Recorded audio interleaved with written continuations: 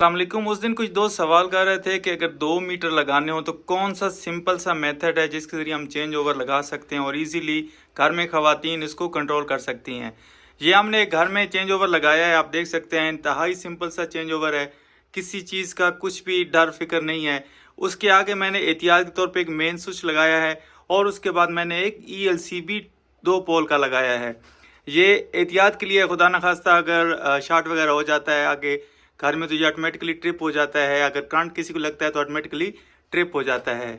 उससे पहले ये मेन स्विच लगाया है क्योंकि ये बिजली जो है 2 मीटर से आ रही है और 2 घरों में जा रही है। आगे 2 हवेलियाँ हैं, 2 में जा रही है। 2 मीटर लगी हुई हैं लेकिन वो मीटर मिल के यूज़ कर रहे हैं। जैसे आपको नज़र भी आ रहा होगा, मैंने एहतियात के तौर पर नया मीटर और पुराना मीटर भी लिख दिया है। ये चेंज ओवर है, ये सेंटर में बंद हो जाता है। नीचे पुराना मीटर चलेगा, ऊपर नया मीटर चलेगा।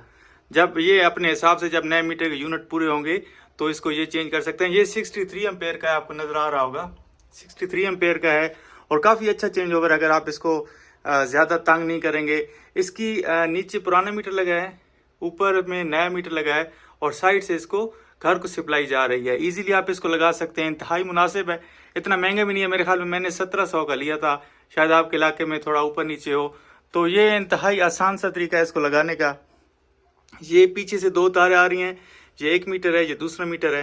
जैसे मैंने आपको पहले बताया, ये थोड़ा सा ऊपर तारों का जंक्शन बना था, मैंने कवर लगा दिया है सिंपल के लिए ताकि ज़्यादा खर्चा भी ना हो और छुप भी जाए जो तारें वगैरह घर से आ रही हैं, घर से जा रही हैं।